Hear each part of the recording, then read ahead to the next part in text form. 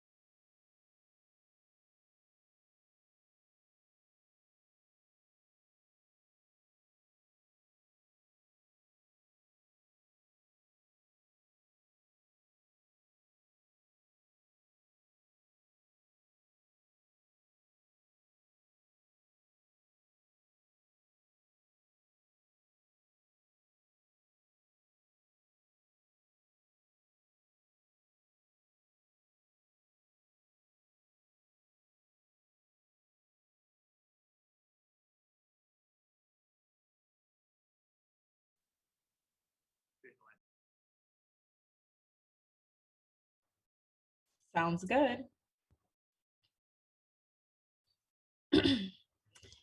Okay, good afternoon, y'all. My name is Delphine from the University of Miami. My pronouns are she, her, hers. And unless there is any protest, I'm ready to get started. Anybody need any more time? Okay.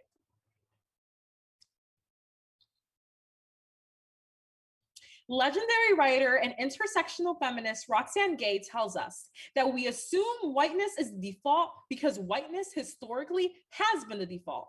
This is one of the reasons diverse representation matters so much. We need to change the default. Because we want to increase diverse representation and dismantle white supremacy in every corner of our society, we are proud to affirm today's resolution. ACC member institutions should adopt a rule requiring them to interview at least one minority candidate for all head coach and athletic director openings for their Division I sports programs. We affirm this resolution proudly for three key reasons. First, the ACC needs more diverse coaches and athletic directors in positions of power. Two, modeled after the Rooney Rule, which has successfully increased minority representation and sparked discussions about diversity. And third, the ACC's Champions of Racial Equity Committee has made it clear that diversity and inclusion is a conference-wide priority, so this is a natural next step. The framework for this debate is the value of inclusivity, which Merriam-Webster defines as allowing and accommodating people who have historically been excluded because of their race, gender, sexuality, or ability. If the affirmative is able to effectively prove that implementation of this rule advocates for the principles of diversity, equity, and inclusion in a fair and reasonable way, the affirmative should win this debate because the value of inclusivity should be top priority. But first, the ACC needs more diverse coaches and athletic directors in positions of power. Football and basketball, as well as female student athletes, are majority minority sports and deserve women and minorities who look like them in power, and they perform better academically when they do. According to the graduation success rate study released by the Institute for Diversity, Ethics, and Sport in 2019, the overall graduation success rate gap between Black and white student athletes widened to 14.3 percentage points in 2020 from 12.6 the year before. However, teams with Black head coaches graduated 84.5% of all their players, compared with an 82.3% graduation rates for teams headed up by white coaches.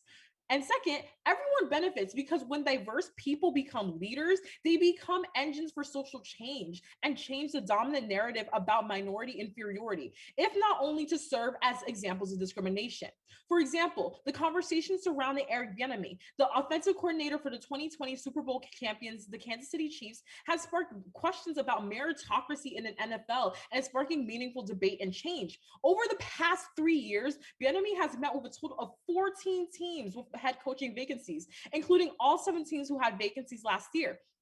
However, he was passed over for the New York Giants head coach opening in the 2019 season by Joe Judge, who was a wide receiver coach for the New England Patriots. And his promotion to head coach was unusual in that it did not follow the blueprint of him going from position coach to coordinator before becoming head coach. He went straight to coach, being the head coach based on his connections to Bill Belichick.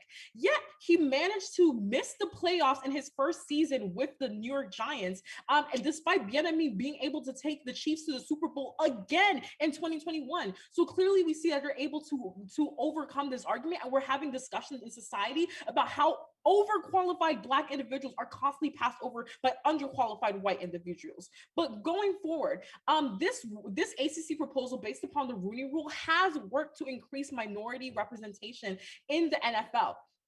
A study by Yale University on implicit bias reduction as a result of the Rooney Rule shows that when the decision maker is constrained by the Rooney Rule, their implicit bias roughly reduces at a rate that is inverse to the size of the shortlist, independent of the total number of candidates. The Rooney Rule enables a significantly faster reduction in implicit bias. In layman's terms, this means that decision makers subject to the Rooney Rule select more minority candidates than they would if the rule was not in effect, and they do so considerably without decreasing the utility of the candidates selected, basically meaning that they're just as qualified as anyone else within the pool.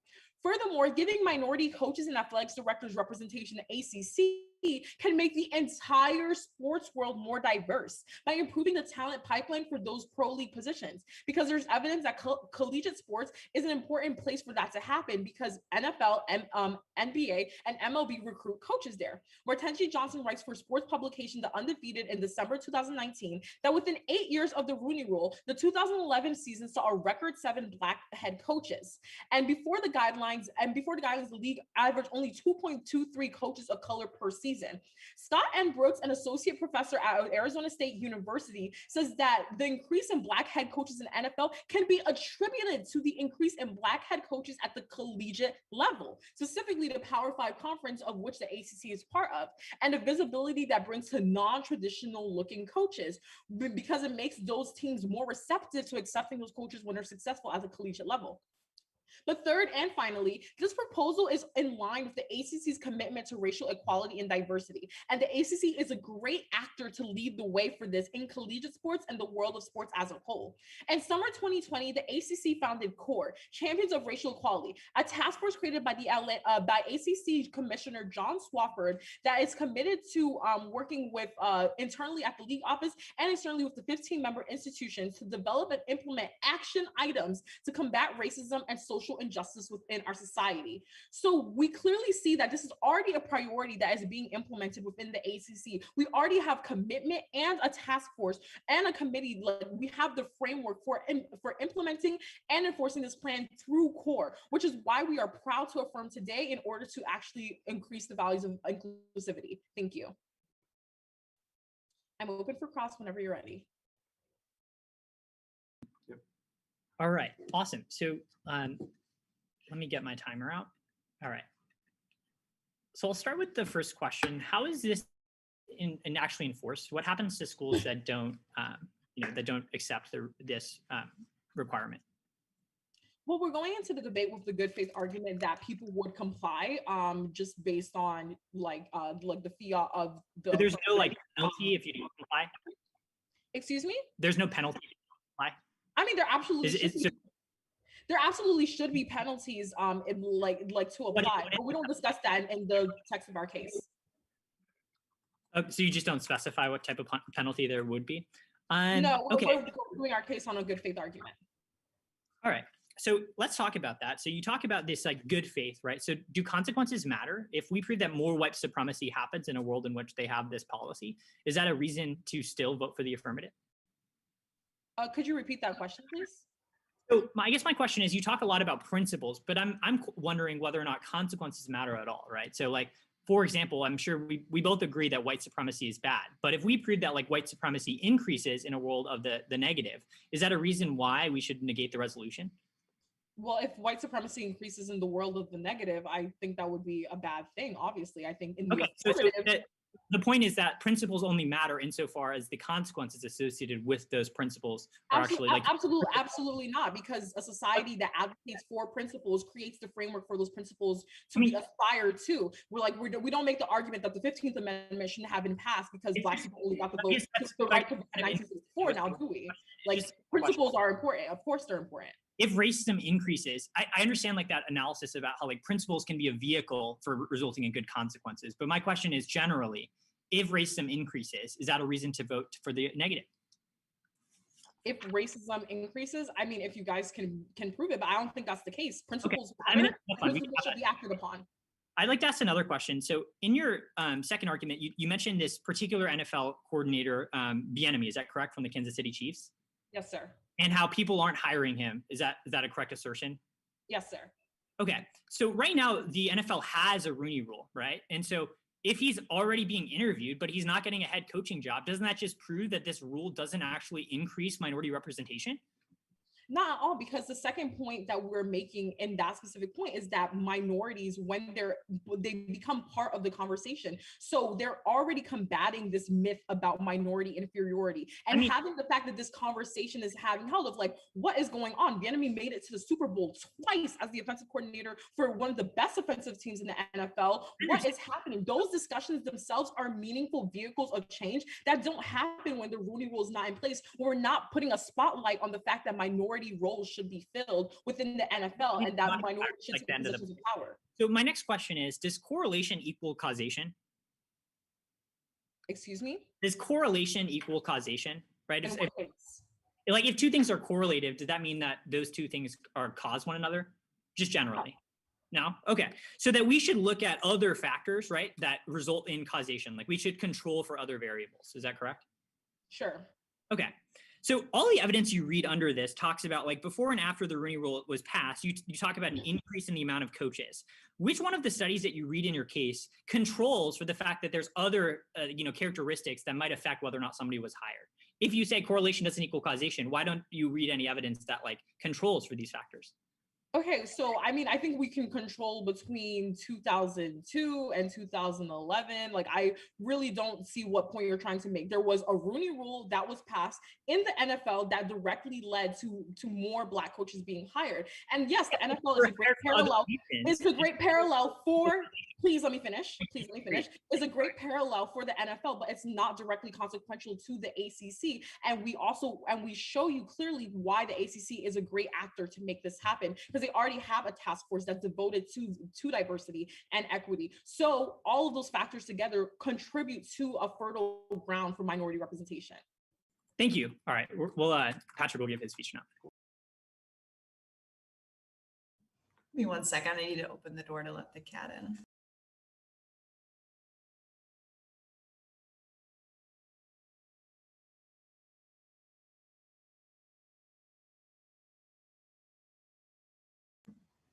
Okay, thank you. The only other comment is to try to reduce crosstalk in cross-ex, just because it's difficult to parse out online when people are over talking.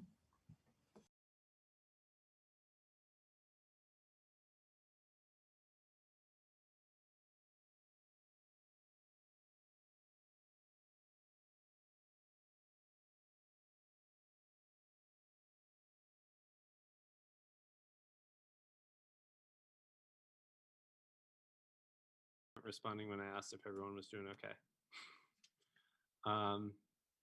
Is everyone ready? Great. Oh, sorry. I've been having some technical difficulties. So 1 second, just make sure everything's fixed. Can you hear me? Okay.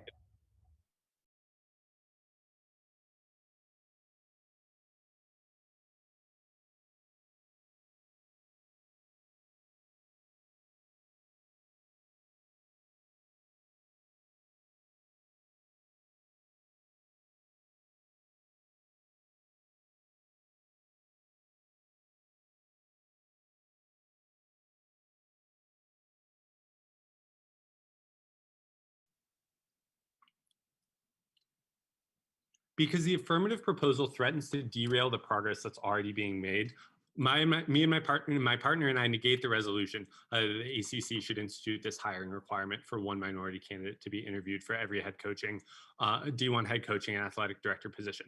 Our first argument is backlash. The progress towards equality and the prominence of the racial justice movement this summer show growing public support for diversity initiatives, but the affirmative policy could easily set back that progress. Ashanti Edwards in 2008 reviews the literature on explicitly race-conscious hiring processes and finds that they increase the salience of social categories, reinforce stereotypical thinking and prejudiced attitudes, and cause individuals to assume beneficiaries are less qualified. The Rooney Rule itself is a good example. Collins in 2007 writes that the first instance of enforcing the rule provoked considerable criticism as promoting, quote, tokenism and, quote, reverse discrimination. And the ACC's rule is especially likely to produce backlash among member institutions due to the ACC's traditionally hands-off approach to the internal hiring processes, the breadth and inflexibility of the requirement, and the lack of comparable regulation in other conferences. The first impact of this backlash is circumvention. Member institutions are likely to circumvent a policy they oppose by conducting sham interviews or pre-selecting candidates, regardless of the penalty imposed, and a high penalty may actually make them less likely to cooperate with enforcement efforts. Second is stigma. Edwards continues that research reviewed suggests that the stigma associated with being selected under preferential treatment may have severe social consequences for beneficiaries, including minority candidates who are already hired and now facing a more hostile work environment. Third is a thinner leash. Adverse perceptions of the qualifications of minority candidates will lower the threshold for them to get fired. This is supercharged because of how many more people have input into college athletics hiring, because if any of them perceive a loss of control in hiring, they'll reaffirm it over firing. And fourth is this derailment. The positive ACC initiatives they already point to will get derailed by increased attention and hostility put on these measures by people who are backlashing against this particular rule. Our second disadvantage to the affirmative case is litigation. With a 6-3 conservative majority on the Supreme Court, affirmative action jurisprudence is hanging by a thread, writes Murakami in 2020, and the ACC requiring multiple state actors to meet racial quotas at a stage of the hiring process would almost certainly put a nail in the coffin. 8 ACC member institutions are public universities constrained by the Equal Protection Clause of the 14th Amendment, but this new rule imposes a quota at the interview stage of the hiring process. And Oppenheimer in 1996 observes that the Supreme Court has consistently held since the late 1970s that racial quotas by the government are impermissible. Independently, if a public university were to adopt the ACC's rule, its actions would be evaluated under strict scrutiny, writes Duru in 2017, requiring the state to identify a compelling interest which is not present here. And furthermore, Yaki in 2020 explains that even if a compelling interest is identified, a rigid racial classification is likely to fail the narrow tailoring prong of strict scrutiny, since candidates could instead be evaluated directly on whether or not they serve that compelling interest. There are 3 main impacts of this disadvantage. First is rollback. The ACC's rule would be likely to last even a season if applied to public university, which is nowhere near enough time to make a dent in underrepresentation. Second is litigation costs, since defending this policy in court would cost ACC members substantial sums, trading off with other priorities and making them skittish of future diversity efforts. And third is spillover, since the Supreme Court is looking for a case on which to pronounce on affirmative action more broadly, and this case would give it the chance to eliminate on situations where it may be appropriate. Now I'd like to move to the affirmative case. To begin with the status quo, the data over the last decade tells a clear story of increasing diversity. Dr. Richard Lapchick in the Institute for Diversity in Ethics in Sport finds that the share of non-white head coaches in men's D1 athletics has increased from 10.7% in 2010 to 12.9% in 2015, and now 14.7% in 2020. And athletic directors moved from 11.2% non-white in 2010 to 17% non-white in 2020. And moreover, any discrimination isn't coming at the interview stage, as Nichols in 2008 writes that 76% of schools at the FBS level interviewed at least one minority candidate for an opening for head football coach, which, while imperfect, is much higher than the actual diversity figures. So the takeaway are: 1, there's little reason to believe changes to the hiring process will make a big deal, and second, our top priority should be locking in the current trend. Now I'd like to go to their case offense. As an overview, all of their offense runs through the claim that they will increase diversity and representation. If they're not actually doing that, or they're being counterproductive, they don't get access to any of their arguments, because the discourse or conversation that they're starting is actually counterproductive. There's reason to believe the affirmatives plan will actually make the situation worse. First, Solo et al. In 2011 find that in the NFL, the Rooney Rule hasn't directly increased representation. Their unique data set of NFL coordinators between 1970 and 2009 finds race did not have a statistically significant effect on likelihood of promotion from coordinator to head coach, either before or after the Rooney Rule, and no evidence that the Rooney Rule has increased the number of minority head coaches. This is preferable to their Yale University study, first because the statistical method they use, a Blinder-Oaxaca decomposition, is the classical economic model for estimating the effects of discrimination, and second because their sample quality of coordinators over 40 years is the most applicable sample, or the most applicable group from which head coaching candidates are drawn.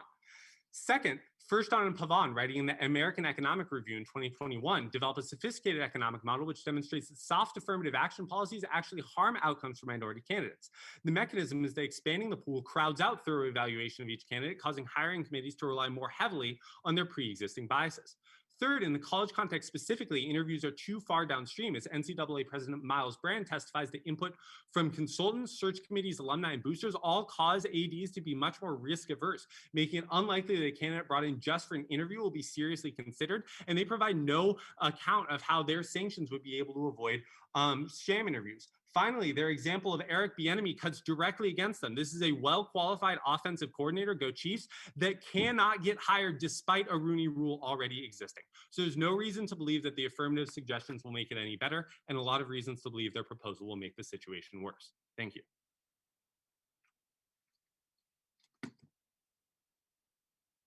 I'm ready for CX.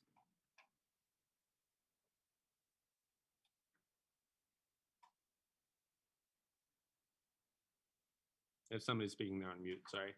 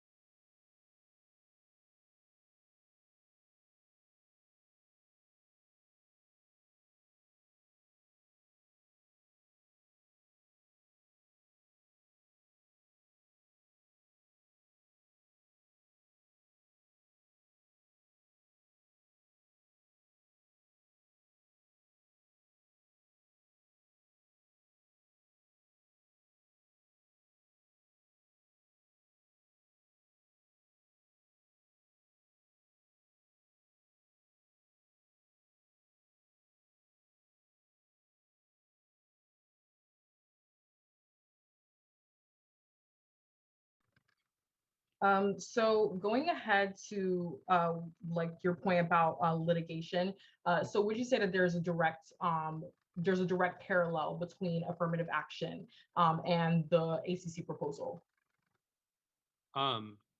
Affirmative action is sort of like a term of art. What we're saying is undeniable is that the ACC rule represents a racial classification, which the term Supreme Court uses that triggers strict scrutiny. Well, thank you. Well, I actually kind of want to push back against that because we define minorities quite broadly within our affirmative case. We made it very clear that it's not just racial minorities, as well as gender minorities, LGBTQ, disabled people, and there isn't a quota requirement for hiring, which affirmative action typically deals with. Do you agree? So there's two things there. The first is, and this like has held true for all like university admissions cases in the past, if you evaluate diversity on multiple like race and a bunch of other metrics, the racial classification is still evaluated under the same. Okay, but wouldn't you agree that the Rooney Rule has existed since 2003? Well, the Rooney Rule applies to NFL, which is private. That's has it existed since 2003? Right, which is entirely different than, the NFL can do a lot more things than a state university, with the power of the government can. Right, but I think we can clearly agree that the litigation point is rendered null because the reason they implemented the Rooney Rule in the first place was because they were going to be on grounds of discrimination lawsuits. So how does that apply to what the ACC proposal would accomplish? The Equal Protection Clause applies to government actors, and the NFL is not a government actor, but, Georgia Tech, Virginia Tech, not Notre Dame, but a number of ACC institutions are public universities, and therefore the Equal Protection Clause constraints. Right, but I think we can agree that the Atlantic Coast Conference, the ACC specifically, is some of its member institutions may be state schools, right, but those are not state propositions. They might be considered government actors, but that's not. Those are not the same. And so your litigation point does not apply. Well, what I'm saying is that if Clemson and Virginia Tech and all the public institutions in the ACC were to comply with this rule, they would violate the Constitution. So they literally. But they would not violate the Constitution because there's no quota that allows them to get together. Well, so we clearly see in legal precedent, Baker v. Carr, et cetera, that the quota is for actually achieving, not for interviewing. So the quota is one thing. The Supreme Court has said that you can't have a quota at any stage of the evaluation process. But even independently of the quota question, it's still a racial classification. And so it still gets evaluated under strict scrutiny. Gratz versus Bollinger is an example of like a non-quota system that was still not upheld under strict scrutiny. So that doesn't like solve all the problems. Okay, so moving on from that, so you clearly articulate that in the status quo there are overqualified coaches like Bienemy that are going to be passed up, and this is even with the Rooney Rule in action. Wouldn't you agree that the ACC hires people differently? Wait, differently from what? Sorry. Like head coaches and athletic directors are hired in a different way than they are in the NFL. Yeah, I'm presumably. Okay. So given that's the case, that they're hired in a completely different way, so wouldn't the ACC proposal change significantly like within the ACC than it would in the NFL? Like they're not like direct parallels with one another. Right, and so our Miles Brand evidence on case and then the ACC specific warrants in the backlash disadvantage both explain why, because there are more people with input into the hiring process at the college level, this rule is actually likely to engender more backlash and likely to be less successful, because whereas in the NFL, you have, one or two people making the hiring decisions, there's so many people with so much input that by the time you get to the interview stage. Okay, thank you. So wouldn't you say that would you say that backlash is more important than actually giving minorities and people of color voices in the hiring process? The question is not, I don't think like we should respect the preferences of racist people just because they're their preferences. What we're saying is that the backlash to this will make it counterproductive and will derail the programs that are already existing. Was there significant backlash to the Rooney Rule in 2003? Yes, that's the Collins evidence. And what has happened since then? There's been backlash. Will you give it warrants why it would be worse? But hasn't the prevalence of Black coaches within the NFL absolutely negated all the negative impacts of such backlash? Our solo evidence indicates that there's been no effect of the Rooney Rule on, likelihood of achieving a coaching position. And we've given multiple reasons in that speech why the solo evidence is methodologically superior to a Yale University study. Right, but given the issues of implicit. Sorry.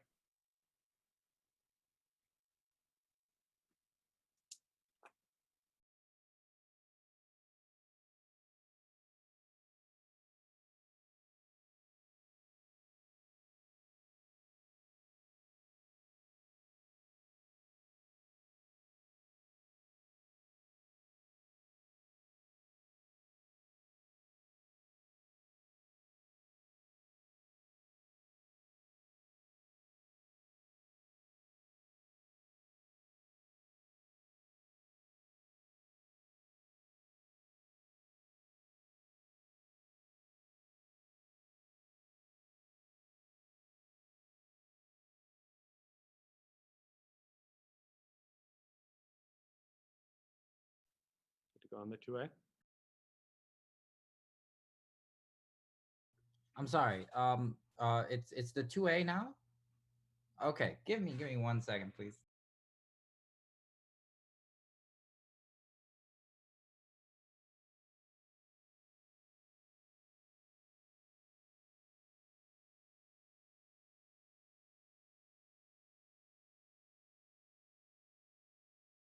Hello, everybody.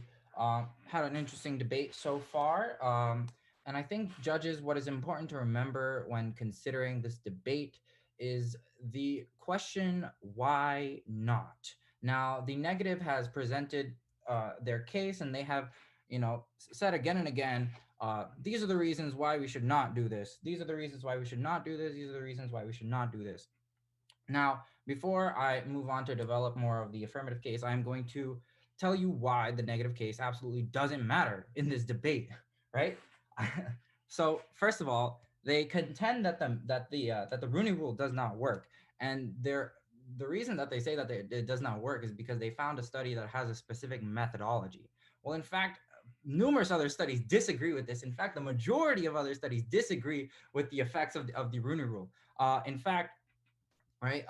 The Yale study that they mentioned uses a difference in differences approach. And now I'm not going to just talk to you about the methodology. I'm going to talk to you about the actual numbers, and you judges could make a decision for yourself. So the Rooney Rule was implemented in 2003, correct?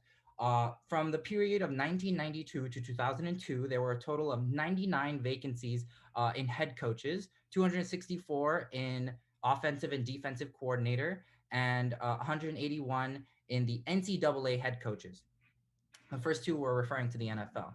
Now, from the 99 vacancies of head coaches, only 7% were filled by minorities. After the Rooney Rule, this number jumped to 20%, right? For the offensive and defensive coordinators, only 13.6% were filled by minorities. After the Rooney Rule, this also jumped to 20%.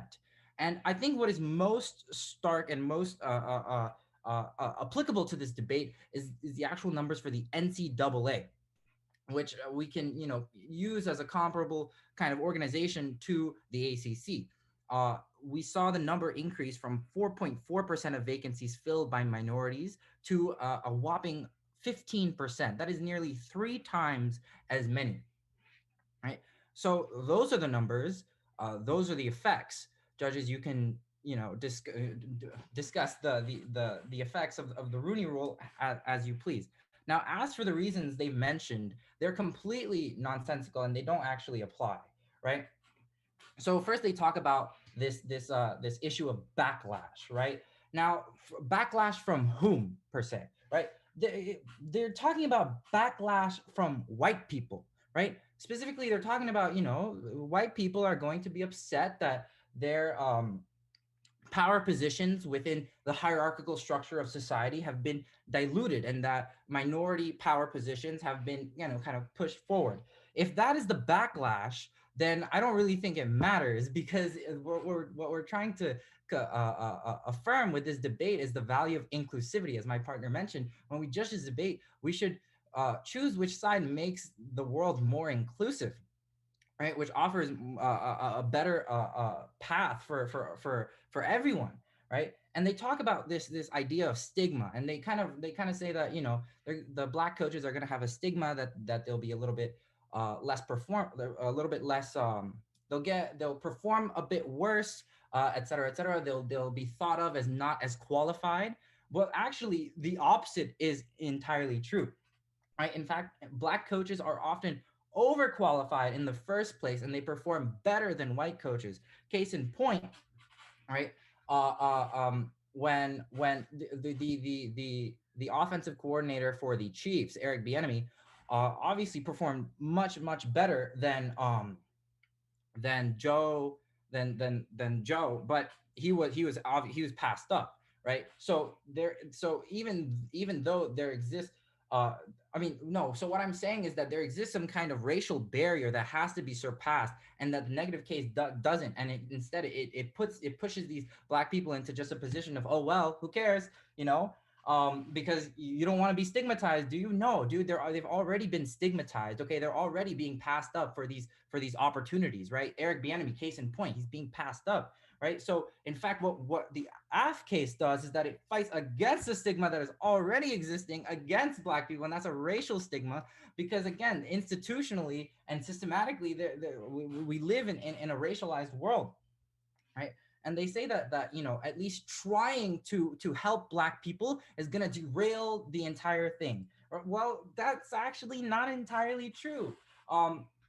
In fact, as progressive politics have become more and more prevalent, they've also become more and more popular. The Rooney Rule is one of the most popular rules in the NFL today, and Black coaches swear up and down by it, right? And then on to their point about like litigation and why this in and of itself is just a terrible point for why not do this, right? They talk about the conservative majority, right?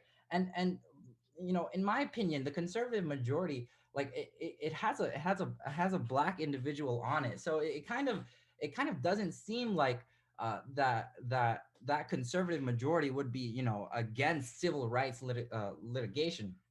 In fact, conservative majorities, as historical precedent shows, they reaffirm precedents, right? Liberal majorities, they tend to stay away from precedents. They tend to break away from precedents. And precedents have shown in Baker v. Carr and Reynolds v. Sims that the use of race in choosing who comes into institutions is in fact allowed. And it's in fact, there is a compelling state interest to do this, right? And of course, there is a compelling interest. There's a compelling interest for the Black, Indigenous, and persons of color across the entire United States that need these opportunities. And so, judges, when you evaluate these cases on their face, you need to ask yourself, there isn't really a downside. So why not do this? And for those reasons, you should stick with the Acc side. Thank you very much.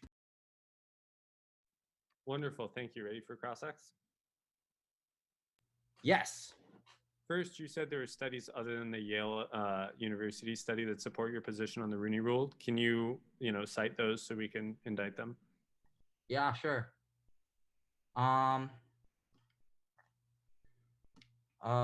course, there was the study about the Bill Russell Rule and the West Coast Conference. No, because that was passed last October. I'd be surprised if there were any studies on it yet.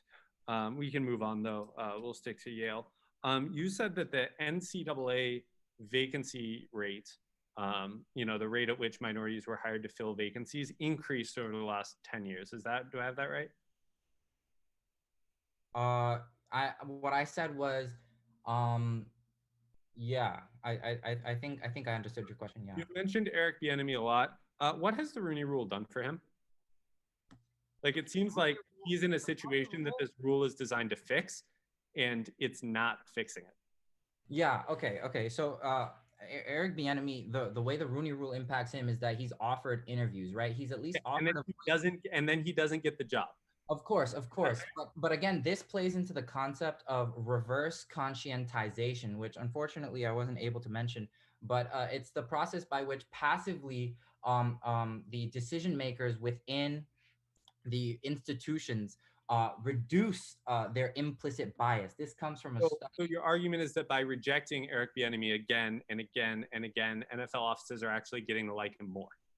No, what I'm saying is that there are entrenched power structures, and that the reduction of implicit bias is necessary, and that the Acc case does reduce the implicit bias and create a more inclusive environment. That's right. That was a study. You said just offhand that the Rooney Rule was one of the NFL's most popular rules. Do you have a study for this or a poll?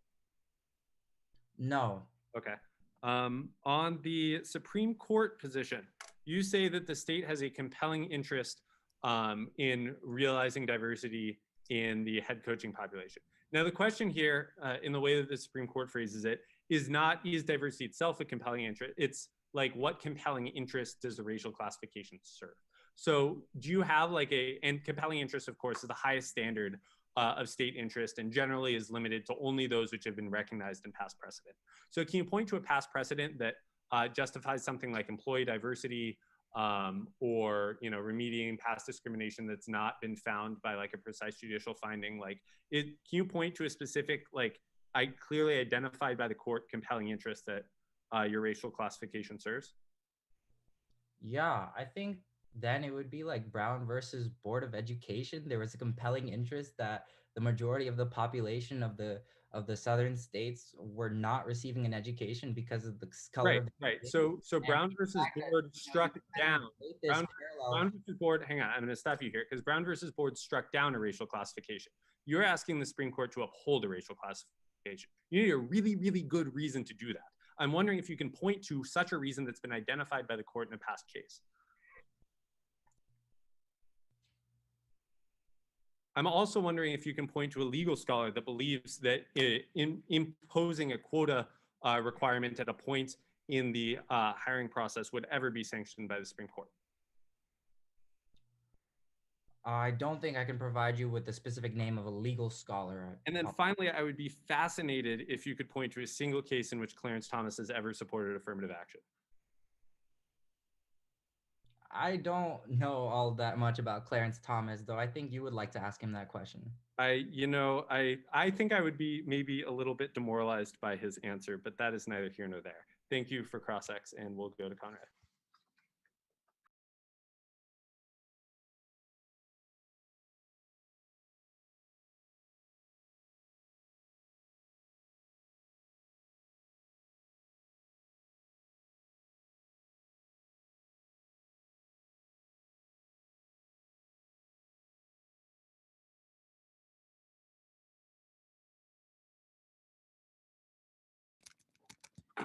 As a brief overview, it's going to go the negative, then the affirmative. Can we just get confirmation that Delphine is ready? Oh, yeah. Yes, I'm good. Thank you. Okay. Actually, it's going to start with the overview to the affirmative that Patrick made, and then the negative case. Let's begin. The first question you should ask yourself in this debate is, where is the status quo going? We agree that there has been historical discrepancies between student athletes and head coaches. However, that argument is getting better in the status quo. Prefer our Institute for Diversity in Education and Sports that finds that the amount of non-white head coaches has increased from 10.7% in 2010 to 14.7% in 2020 and is likely to increase in the future. This has a couple of implications for the round. First, there's little reason to believe that changes to the hiring process will decrease underrepresentation. And second, our top priority should be locking in this current trend. Additionally, my opponent makes some analysis in their first speech that the core initiative worked in the ACC, and it highlights their commitment to diversity. So why not just continue that as opposed to passing a policy that would likely result in tremendous amounts of backlash? They've also dropped the evidence that we read that 76% of minority coaches are interviewed for head coaching positions in the status quo, which shows that if there is racial discrimination, that doesn't happen at the level of which an interview takes place. But now, go to our backlash argument. My opponents makes a couple of responses to answer this contention. The first response that they try to make is just that, backlash is not a reason why you shouldn't pass a policy. And they say that we should not just appease maybe like white supremacists. Our argument is that, we need to be strategic about the actions that we're doing. We're not appeasing them. Rather, we're allowing for the status quo to continue, which is addressing issues of systemic racism already, which is not responded to by my opponents. And the Ashanti Edwards evidence from 2008 reviews explicitly race-conscious hiring processes and finds that, quote, they increase the salience of social categories, reinforce stereotypical thinking and prejudiced attitudes, and cause individuals to assume that beneficiaries are less qualified. You can use their case as an example. They point to Bieniemy not being hired as a head coaching position. That only reinforces our position. The NFL has a policy where minority candidates have to be interviewed, and they get sham interviews where they're not even taken seriously. Our evidence is that this type of backlash means that minority candidates are never going to be able to be passed, and it threatens to go against other diversity initiatives that are already happening. So at the end of the day, it's pretty clear. Diversity initiatives are happening as a result of the ACC and other policies, and backlash cuts against that, thereby turning the entirety of their case against that. But then, go to the legal backlash argument. they make a couple of responses. The first thing they try to say is that the state has a compelling interest in promoting diversity. We think that they are fundamentally misunderstanding our evidence. The compelling interest refers to the fact that they're imposing race-based consciousness, and you need to prove that there is a compelling state interest in doing so. And our argument is simple. The ACC is a voluntary private organization that is going to institute a hiring policy on a state actor. That's really problematic because that means you need to show that they have a compelling reason to do so, and that this hiring policy is constitutional. We think that this is going to go up to the Supreme Court because individuals are going to backlash against this policy, and you're going to have to prove why it upholds strict scrutiny. A couple of impacts. The first is rollback. The ACC's rule would likely be lucky to last a season if applied to public universities, which shows they're not able to resolve any of their impacts. The second impact is litigation costs. Defending this policy in court would cost ACC member institutions millions of dollars, trading off with other priorities and making them skittish of other future diversity efforts that are already happening that we talked about, right? So instead of continuing what's really good that's happening in the status quo, they're only going to roll back that legislation. The third impact is the spillover effect, is that right now, affirmative action policies are on a thin line at the Supreme Court, and now would be the worst time that you could send an affirmative action case when there's a 6-3 conservative majority that is likely going to strike down this from being constitutional. And that applies to every affirmative action suit, and it would set judicial precedent that would go against the hiring of minority candidates, not just in the college football sphere, but in other spheres of public life. So at the end of the day, the litigation argument turns entirety of their case against them. Now, go to their case.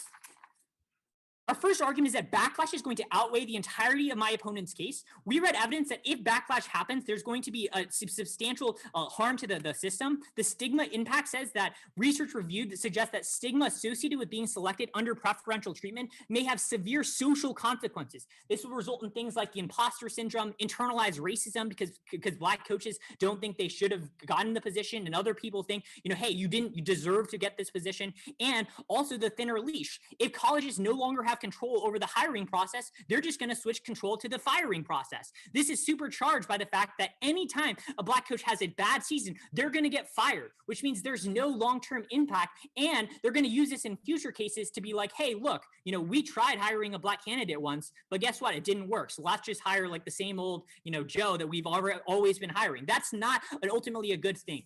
We've also made one other piece of evidence that we read in response to their case that they simply just have not responded to in the last speech, and this is really important. The theoretical economic model that was proposed via the evidence that we read in our case indicates that there's diversity in the hiring process that would result in backlash against minority candidates. We've also read the Solo et al. Evidence that finds the NFL rule didn't increase racial diversity at all. They say you should prefer their study. However, our study is better because it controls for alternative causes. In First Crossfire, I asked, does correlation equal causation? They agree it does not, right? So you should control for other factors, such as the fact that African-American candidates were more likely to make up the defensive coordinator and offensive coordinator positions, so they were already naturally more likely to get selected. If you control for that fact, there is no relationship between the implementation of the Rooney Rule and increases in racial diversity, and this is reinforced by their own logic that a Black offensive coordinator is unable to get hired even though he's overqualified for the job. At the end of the day, it's pretty clear. Racial progress is happening right now. The only way in which you risk going back on that is by passing the affirmative, a policy that functionally does nothing and derails the progress that's happening in the status quo. For these reasons, I strongly urge a vote for the affirmative.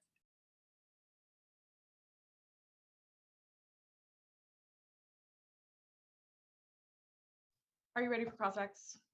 Yeah. Sounds good.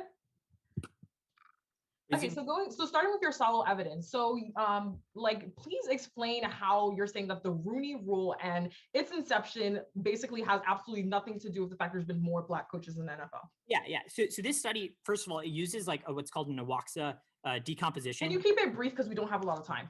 Yeah, so essentially it controls for other factors in the hiring process, such as the fact that Black individuals were more likely to represent upper echelons of coaches, so they were more qualified than the white candidates. So that explains the discrepancy. When you control for the differences in qualification, there was no effect the Rooney Rule had on increases in racial diversity hiring. So you're saying on the differences of qualification that they're not allowed to have because they're not even being promoted into these places in the first place, right? No, this is what you're talking about?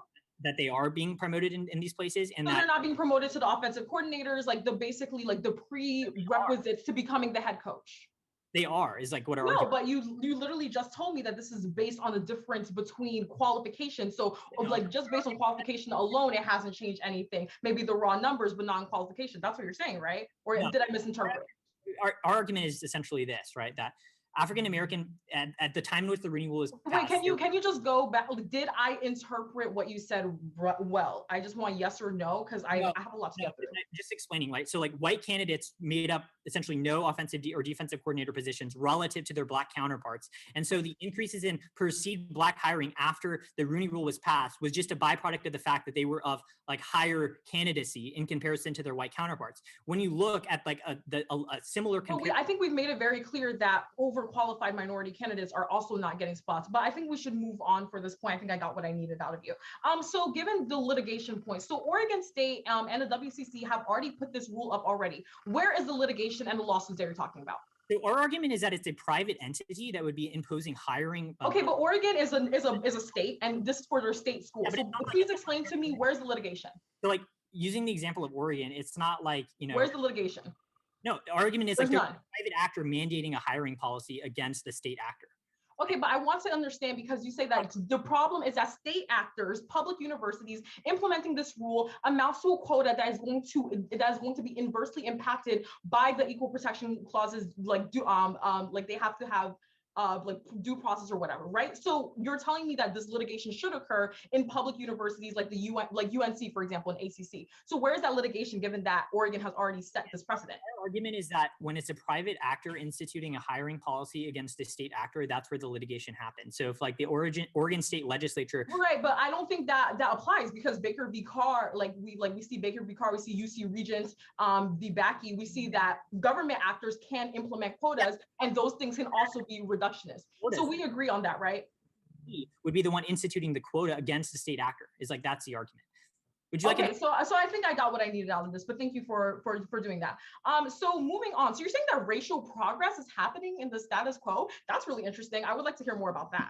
Yeah, so we read a bunch of empirics that said that the amount of like men's Division I athletic head coaching positions increased about 4% over the past 5 years or so, and that number is likely to increase into the future. And we've also read evidence that like all the diversity initiatives that you're talking about, like core mandatory diversity trainings, they're already happening, and they're already but so given that CORE already has this task force, because we clearly showed that there's no litigation that's going to happen, because we already have the precedent by Oregon and WCC implementing this rule. There's been no litigation, so clearly we can write that off. And that backlash in the Rooney Rule hasn't outweighed the fact that Black coaches have been hired. So what makes Affirmative implementing their plan, given that all of your disadvantages fall to the wayside? We see in real time in the real world that this backlash, all this is not happening, not at the detrimental level that you're speaking of.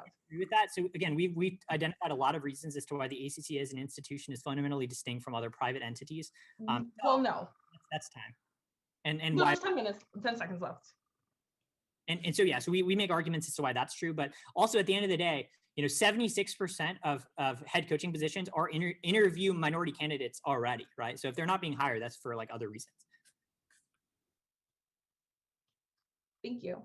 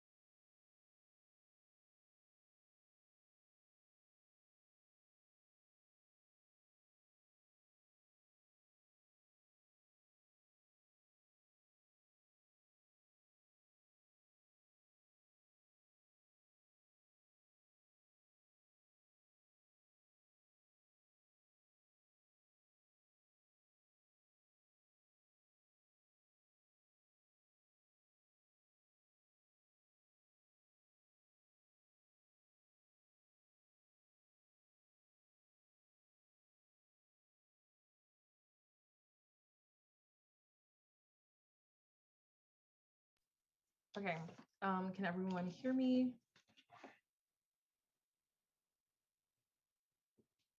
Okay, sounds good, thank you. Okay, let me just set my timer.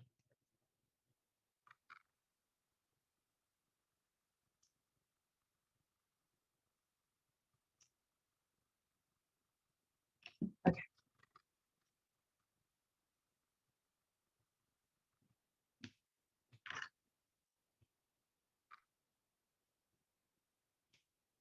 We told you at the top of this debate that the value and the framework that we want to aspire to is inclusivity, ensuring that every single minority who has been historically represented has equal access to every part of our society, including the collegiate sporting world. The negative case, unfortunately, completely hinges on three major misconceptions. First, that the ACC proposal is equivalent to an affirmative action measure. Second, that backlash outweighs the entire case because of stigma. And lastly, because of litigation, things that I will go into one by one before going back to our original case. So let's get into the ACC proposal being equivalent to an affirmative action measure, which I believe is incredibly reductionistic because in the status quo, I think there's a general understanding that affirmative action allows for an understanding of your circumstances with it as a racial minority. However, this action specifically just gives minorities an entrance. It does not ensure that they'll get hired. It doesn't give them any preferential treatment or access. It doesn't give them any additional benefits by choosing minorities. The only thing that it does is allow a minority to sit at the table and represent why they are qualified. And if we're going to call that affirmative action in today's world, that's an incredibly reductionistic view of the way that affirmative action actually works. But what's really important about their misconception and this equivalency to affirmative action is because they're able to tie it to their litigation drawback. But which is why it's incredibly important that we analyze two fundamental things. First of all, this is not an affirmative action measure. It does not give any preferential treatment to minority. It just means that they get a seat at the table. And I think that even the most conservative people on the Supreme Court, even Clarence Thomas, as you say, I think that it will be quite intellectually dishonest to say that giving minorities an interview is equivalent to giving them preferential access in this situation. But let's say you even buy that point, let's go to the fact that Oregon State has implemented this rule for every single public state university and college in the entire state. And this happened years ago. So if there was the litigation on the count of affirmative action that the negative is talking about, this would have already happened in the real world, but it doesn't. So are we going to buy a theoretical argument that sounds great, but hasn't happened in the status quo, even though it's public universities, government actors, as they've explained time and time again in the cross-examination, and then they're trying to say that a private institution like the ACC is giving quotas to public institutions, but clearly we see in UC Regents v. Bakke, for example, that when the UC Regents medical school, which is a government actor, implemented their quota for the medical school, they still face this issue with the Supreme Court. So if that was the case, if this was a constitutional issue, Oregon would have already faced litigation based on it, but they haven't. So clearly, let's look at real world advice. So their litigation point falls flat. But moving on, they say that there's already racial progress in the status quo and that we should prefer their sallow argument, their sallow evidence to say why the Rooney Rule hasn't created any meaningful impact. Because the way I understand it is that they are saying that minorities who are already qualified are going through the process and they're like basically eliminating all factors. So Black people just magically became more qualified from 2002 to 2003, and now all of a sudden they were decided to be given jobs by the NFL, which we can clearly see that there's issues with discrimination. As I said here within this case, that there's a 114% more chance for white people to be attributed this is the Keams evidence that there are 114% more likely to become a coordinator, white coaches who are then able to ascend to these head coach positions. So clearly we see that the issue remains with discrimination, because the discrimination is not allowing Black talent to get through this pipeline in the first place. So the Rooney Rule obviously has had an impact, and I think it does not necessarily make sense to imply otherwise. And even if you believe that evidence specifically, we clearly show you that through our Yale analysis, that the implicit bias reduction through the Rooney Rule is important enough that it completely mitigates this point. Because by reducing implicit bias, you're able to ensure that hiring in the future is more egalitarian. By reducing implicit bias within the process, you clearly see that the Rooney Rule has had an impact in reducing implicit bias and ensuring that minorities are part of collegiate sports. But then we go down to a conversation that we have not spoken about, and that is the discussion. That is sparking change. The very nature that we're having this debate at this moment, and we're talking about the Eric Bieniemys of the world, shows very clearly that just by implementing this rule and starting this conversation, because what's great about Backlash is that it requires us and forces us to look at the conversation. And it's even through that backlash that we can come up with even better proposals and better ways to improve in the future. The racial progress right now is not enough. But what's really important about this is that the ACC, the way that they hire coaches is that it goes through usually white athletic directors who are hired by usually white university presidents. But when you're implementing the Rooney Rule, you're forcing people to get out of their shells and be like, oh, wow, I played, football with him in college. He seems like a great coach. He's like, for athletic director. Rather, you have to look at minority candidates who would otherwise be excluded from this process. And when people are consistently excluded, like Eric Bieniemy, people are talking, people are wondering what is going on. And that leads to a greater discussion about racism and discrimination in our society, which is net beneficial to ensuring that we move forward with progress. The ACC is a Power 5 institution. What we do now can impact the greater NCAA and even the sports world as a whole. This is going to be a topic of conversation that is going to move the needle forward when we're discussing this. And there's already an impetus for change. So when we're discussing this, we're proud to affirm because we know that the discussion is the most important part of driving change forward. Thank you for your time.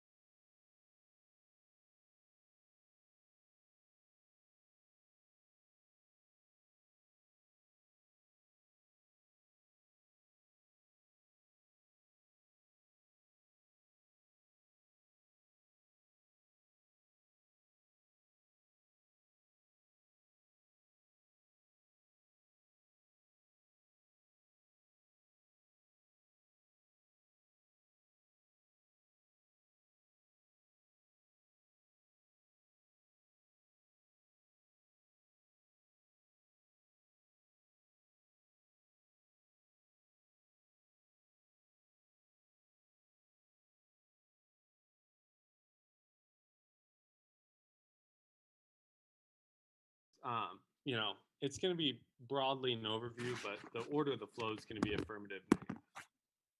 That just has the order. Just to make sure I have these in the correct order.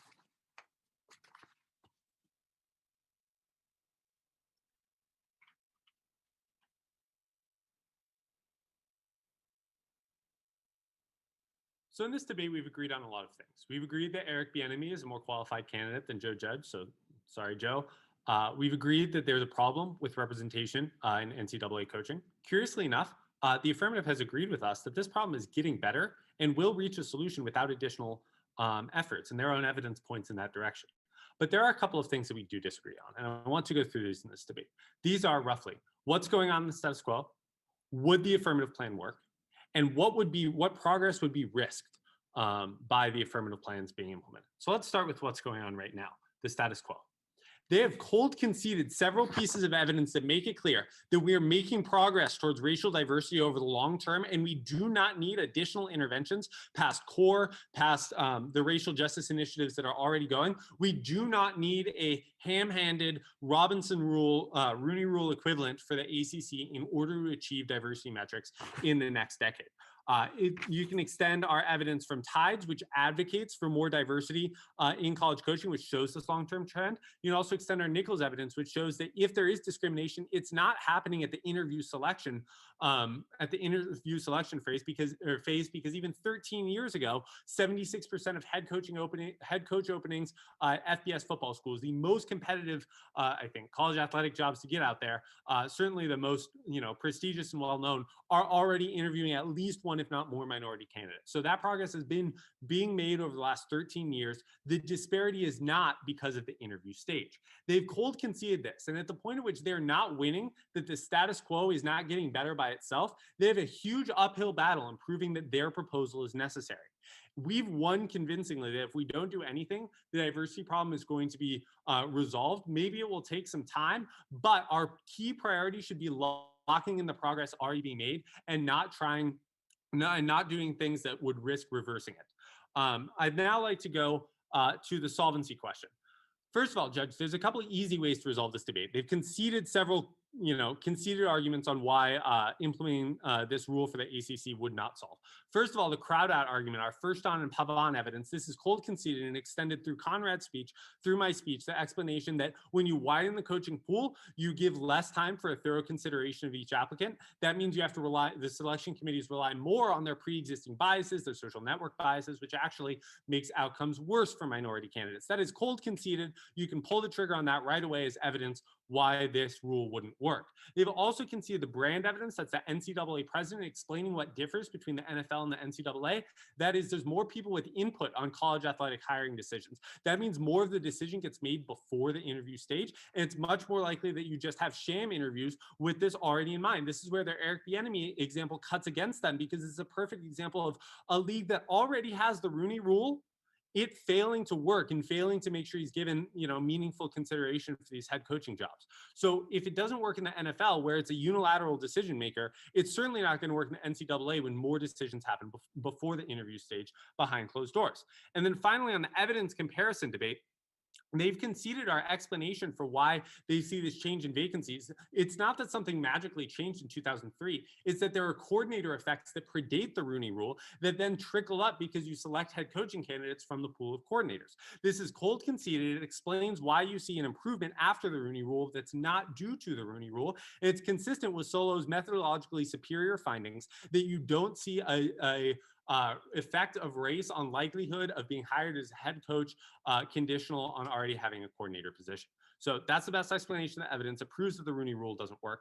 They have two arguments here. First, they say it reduces implicit biases, but the warrant here is that the Rooney rule fixed. They say it worked. They say the Rooney rule had an effect, therefore it reduced implicit biases. If you go back to the Yale card, that's how it was justified. We've proven that the Rooney rule doesn't have that effect, so that argument goes away. They also make this new argument that just having a conversation about it is good. Oh, as an overview, this is a brand new framing. We've agreed throughout the debate that this debate comes down to whether or not representation is actually increased. Now there's this new argument that it's just about introducing more discourse. So here are a couple of responses. First of all, you can cross-fire a backlash argument. The conversation is going to cut against representation and diversity in this case, which means that the conversation is going to get derailed by backlash. They've conceded the backlash link. I'll go there next. They just said we shouldn't care about backlash. Here's a good reason why we should care about backlash.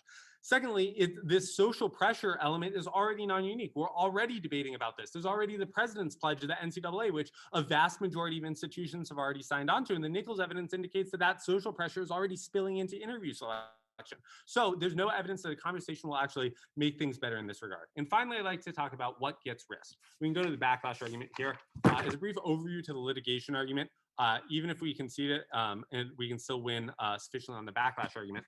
And their only response here is that it's just white people getting upset about it. But we've said you need to be strategic.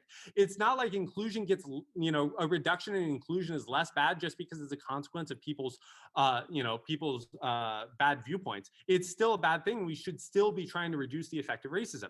You extend our Edwards evidence that perceived qualifications go down, salience of racial identification goes up, and the Collins evidence that the Rooney Rule proves that this backlash happens. Their only response is that Black coaches are already overqualified and already overperformed. This not only supports our claim about shared interviews, but it's not directly responsive, especially at the point at which we've given you reasons why this backlash would be uniquely harmful in the ACC. It imposes a stigma on the African-American coaches that have already been hired. It puts them on a thinner leash, and it produces circumvention that means that this policy is not going to be successful. So we've given you multiple reasons why this would hurt the progress already being made. They haven't won any reasons why their solution would accelerate progress past the pace at which it's already moving. And consequently, you can cast a pretty easy negative ballot. Thank you very much.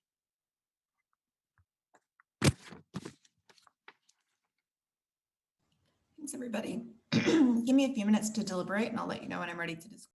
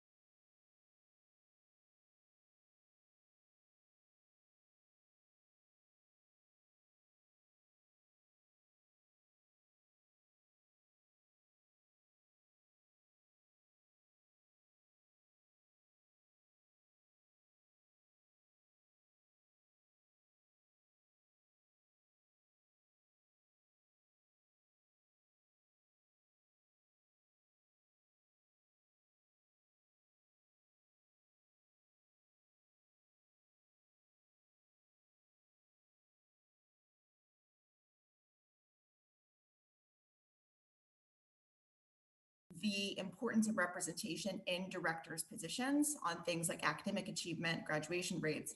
And I think that evidence is awesome, but kind of goes away. There's not a lot of discussion about that after the first affirmative speech. And secondly, relies on the assumption that those getting interviews get hired into those positions of power. And I think the negative has a better job in both kind of debating and also in terms of the evidence that just giving people access to interviews doesn't necessarily ensure that they get those jobs. There's evidence about kind of 76% already interview a minority candidate, and that doesn't necessarily increase the number of minorities holding directorship positions. And in addition, I think this backlash argument. So the kind of core question of the debate to me is then, is the benefit of getting an interview, even if it doesn't result in a job, is the benefit of getting that interview larger than the impacts of giving people interviews, but not resulting in jobs? And I think there's still a way for the AF to win in that world. And that's kind of the arguments about implicit bias and the value of the ACC starting this symbolic conversation. But ultimately, I do conclude no, that that's not the case, because the negative wins that impacts that happen afterwards in specifics of like internalized stigma, of the increased chance of firing, et cetera, that outweighs the symbolic value of having a conversation, or even this element of implicit bias. And I do think that there is not direct clash, but the evidence that the negative provides, I think it's the Edwards evidence, if I got that name right, that looks at app action employment practices kind of writ large, and says that when you increase the fields, then people rely more on their psychological biases and stereotypes, which seems to kind of implicitly indict the value of implicit bias awareness that is increased by interviewing a minority candidate. And so I think that that goes away. Other thoughts that I have, I do agree that kind of Eric Bieniemy example definitively goes neg to me. And so I think that the way out of this for the affirmative is to say, and this is kind of what the argument is earlier in the debate that gets lost in the second and third affirmative speech, is that there's still a value in those interviews. Like, yes, it's outrageous that he's not getting a job when he's overqualified, but that is the world that the ACC rule would create. It's just that overqualified Eric Bieniemies continue to get interviews, but they're sham interviews. And because the field would be increased, that actually would decrease the chance of them even getting hired because of the psychological biases, et cetera. I think 2 bits of advice for the affirmative and 1 bit of negative, or advice for the negative. On the affirmative, I think fleshing out the implicit bias evidence is probably your way out of this. So by proving that there is a value psychologically that outweighs those negative impacts of social stigma or the increased reliance on firing as a tool of racial control and the university system, mean that it's kind of better in general. Maybe you can win an argument that changing people's psychological state is actually better for racial progress and inclusivity in a host of contexts, not just ACC sports context. And second is to remember, I think, that first case contention. I think it was really persuasive, and I don't think that the negative had a lot of game, that the value of representation on minority athletes is huge in terms of academic achievement and graduation rates. And I think you were way ahead on that in the debate. But like I said, it just kind of went away. And of course, it relies on the assumption that people getting interviewed get those head coach positions. And so I think if they win that argument, it goes away. Regardless, I think you should have emphasized that a lot more. My bit of advice for the negative, I think that the AF definitely wins like the litigation debate by the end of the debate, but they shouldn't have. Like, I think that the way that you need to pivot out of this is not to be frightened and to just concede it in the last rebuttal, but rather to frame it as even the fear of litigation results in things like litigation costs or freezing or a change in behavior. And that even if, like, sure, when it gets to SCOTUS, if it's not upheld, but there's still all of the courts that you would need to get through before SCOTUS, right? Or even just kind of state level Supreme Court legislation and court cost would still be a huge legal battle. But in a world of cash-strapped ACC universities, they're particularly not going to want to do anything that would cause an increase in like court costs for the university to open them up to liability like that. Those are the big arguments that I have, or reasons for the decision. Are there any questions from you all?